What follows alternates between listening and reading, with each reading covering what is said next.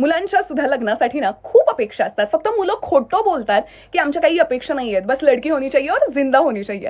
पण मुलांच्या काय काय अपेक्षा असतात ना, या मला ठाऊक आहेत आणि या व्हिडिओमध्ये हेच मी तुम्हाला सांगणार आहे. सो मुलांची पहिली अपेक्षा की मुलगी खूप सुंदर दिसायला हवी, चार चौघात मला उठून दिसणारी, नाकाडोळ्याने एकदम मस्त देखणीच असावी, ती गोरी पानच असावी, ती काळी सावळी नको, ती जाडही नको, ती बारीकही नको, ती उंचही नको, ती बुटकीही नको, ती जास्त बोलणारीही नको, ती शांत बसणारीही नको, मेकअप करणारी नको पण गावठी राहणारी नको, ती छान स्टँडर्ड बोलणारी ती पण नको आणि गावठी बोलणारी ती सुद्धा नको.